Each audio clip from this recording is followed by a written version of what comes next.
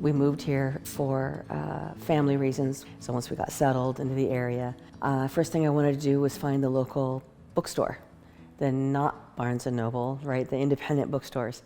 And the nearest one was 10 miles away in Mebane, and I thought, that was absurd, surely that can't be true.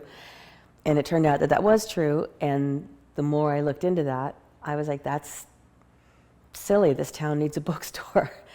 And so I just started doing a little bit of research about, well, how hard is that to do? And it turned out it's just not that hard.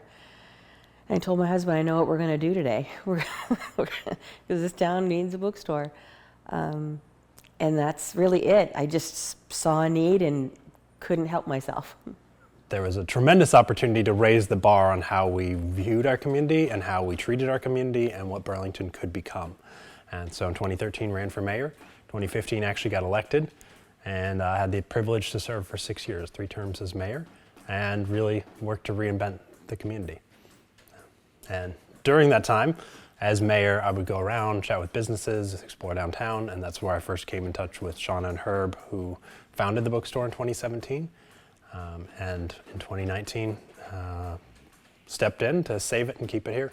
Ian, he showed up in our bookstore pretty early, and of course he was the mayor at that time. And he was very supportive. I knew full well that he knew how to order books online, but he would come and order his books through us because he wanted to support what we were about, and he could see that we were trying really hard to grow. It's a hard gig. I mean, you have to work very hard to make it stick. And he was spreading the word, and so he was very instrumental in bringing more awareness. And as it became apparent that we were going to have to sell the bookstore, he was the first person I told. He was like, we need to do something about that because, you know, you've started something that's important and that this town needs, and we need to find a way to sustain that.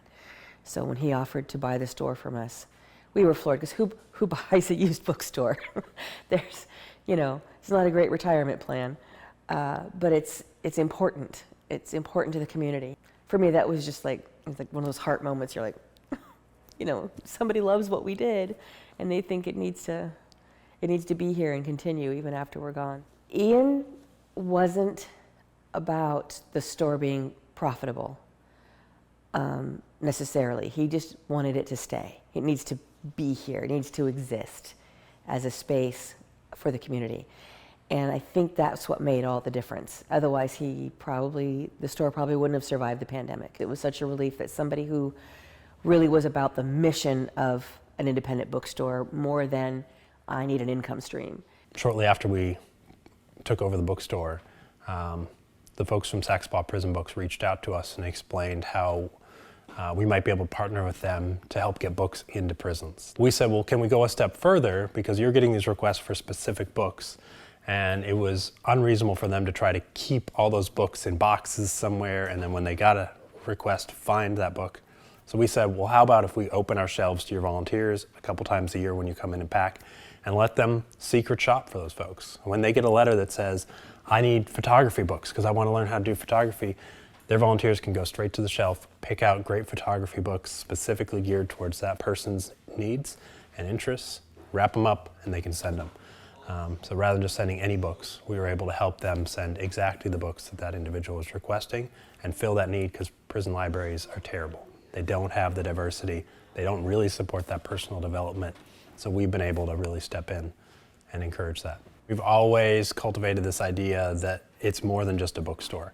If you want to just buy things, you can go to Amazon or another big box retail store, but if you want to interact with a community business that knows why it's in the community, that has its roots in the community, and that believes in supporting the community, that's what a downtown Main Street business is. That's what a downtown bookstore is for.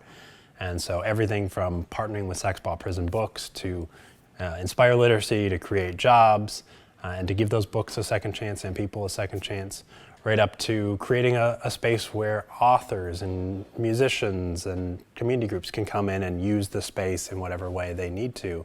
It all fits into that we're more than a bookstore. Running a bookstore is not an easy gig. It seems to be everyone's dream passion project. We have no shortage of folks who want to work at the bookstore, but at the end of the day, our hardest challenge is just keeping the lights on. It's not a high profit business. In fact, this is really a community mission driven business. We're here to create the space, and the profits are in what spins out of the space. And that can be really challenging. So when the pandemic hit, we were still in a growth phase. We had only moved into the space 6 months before. And I remember there was a local reporter who came in, and they were interviewing local businesses on like what we were going to do. And just a few weeks before, we had like laid off all the staff, shut down, and said, we don't know how long this is going to last. And I remember breaking down in tears in the store, just like, we've been working so hard on this, and I don't know what happens next. I don't know what happens tomorrow. I don't know how we're going to pay the rent. And it's been really hard. We spent a year and a half during the pandemic of me paying the rent out of my pocket. But thankfully we pulled through, and always kept our eyes on kind of what do we want to become, and have gradually grown our way out of that. And we're grateful to the community for coming and supporting us. We have folks who walk in with nearly new books, and they just donate them straight to the store because they believe in our mission. And that's what keeps us going. So I'd say my true success indicator for this store is when I walk in and I see people from all over the state and all over the region, and they walk through the front door and they just stop. And their eyes light up, and they walk into this light, airy environment that invites them to explore, and they just want to be there, and they want to spend more time, and they just want to discover the store. And they say, I never realized that this existed or was here, and it becomes something that they share and they participate in. And that's what's really meaningful to me. A person can read anything and have it change their lives. Even a fictional character can say something that will inspire somebody to have that moment where all those other things come together and they switch over, like something occurs to them that hasn't occurred before, and it can be life-changing. And so I want to make sure that, people who, in particular, I assume have found themselves in situations where they haven't had access to the same opportunities that I have, can at least have access to information and knowledge. It's not just about the books on the shelves, it's how we interact with those books, right down to who needs them that can't come into our store and how do we get those books to them. And ultimately, that's what creates a personal, emotional connection between our customers and us as this venue, this place. We have folks from all over the country who call us up and order books through us just because they want us to continue to exist because they believe in our mission. And so that's what sustains us. For me, I see the moment when people are shopping, when you can see them studying and scouring, and they're going very carefully. They're not casual shoppers at all. And then you'll see them, their face will go, and they'll pull that book out and then they hug it. And I'm just like, oh my God, I got to witness this moment. They're having this moment where they're just finding this joy.